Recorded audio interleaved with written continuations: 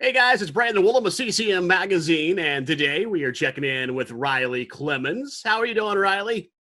Doing amazing on this beautiful day. How are you doing? Good. So you got a few big weeks here coming up. Got a brand new album coming out on June 4th called Godsend.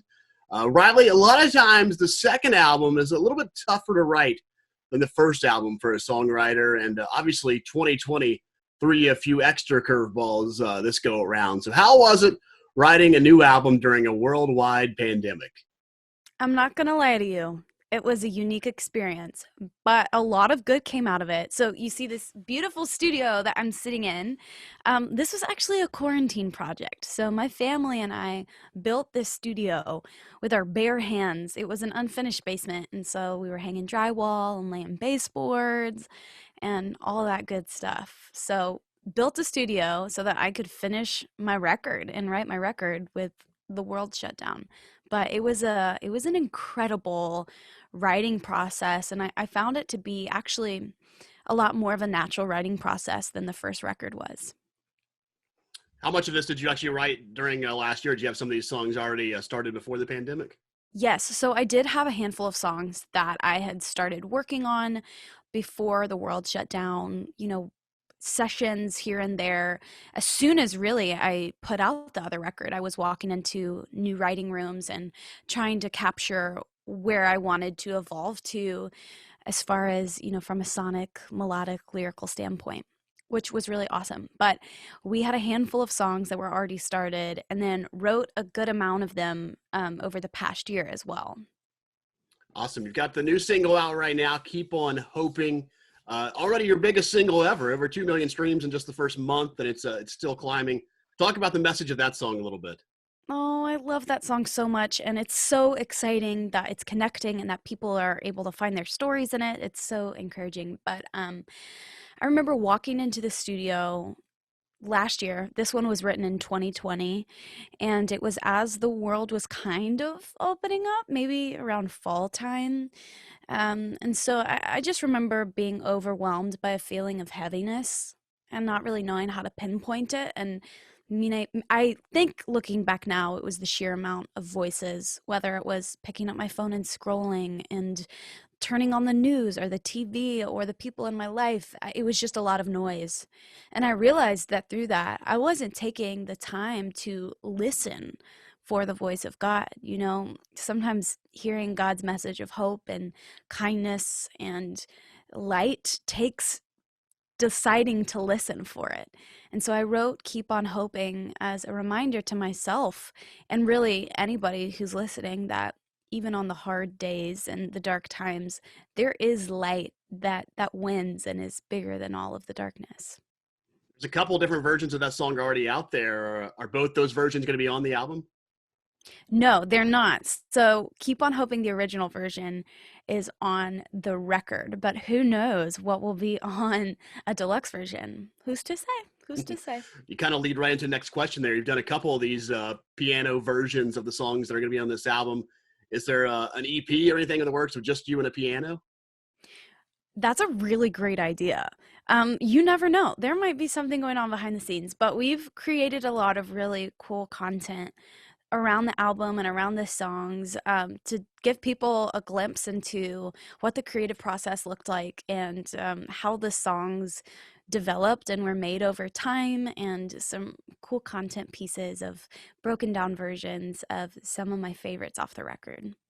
When I was looking at your website for the pre-order for this album, am I seeing it right that it's a 12-song album for only $5 if you pre-order it at the website? That's correct. You heard now. That's like that price won't last forever.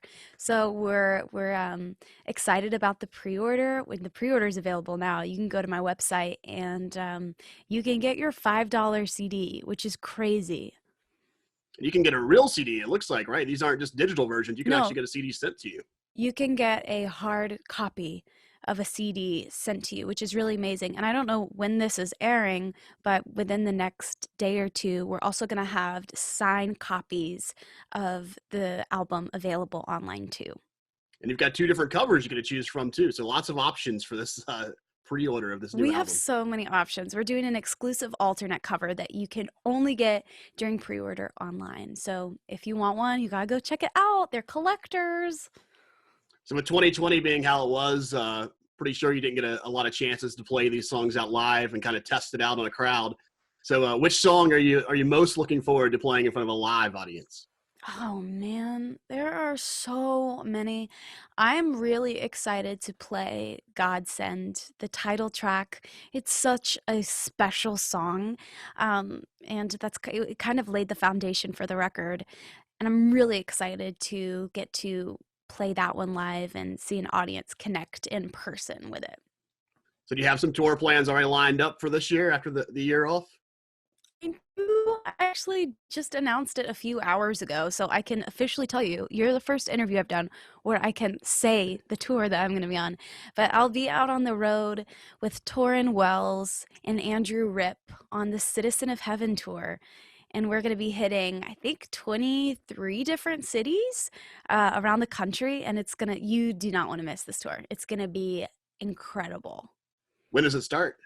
It starts in September 21st. I have an engineer and here's whispering these things to me. September 21st. So you've got a few months to rehearse and get back to live form before you get in front of a real crowd. Exactly. So one of the last things you got to do before the world shut down is you put a song out with Crowder. How cool is that, and how'd that come about?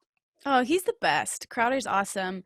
I remember I was having my morning coffee and waking up, and I got a call from my team, and it was like, "Hey, Riley, we have an opportunity if you want to hop on a new song off of Crowder's new record.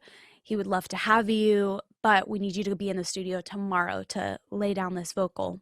And it was honestly just like that. And the next day I went into the studio and I cut the vocal because it's Crowder, and of course, duh. And so I've gotten to play the song live with him a few times as well, and it's been a really good time, but he's amazing. Awesome. Well, Riley, thanks for joining us. And guys, go pre-order the album. You got a few weeks, going to be out on June 4th. Lots of pre-order options, and she's giving you a bargain too, less than about 40 cents a song. $5 will get you the album right. if you pre-order it. So you got to order it here the next couple weeks, and be on the lookout for signed copies too at her website. Thanks for joining us today, Riley. Thank you so much.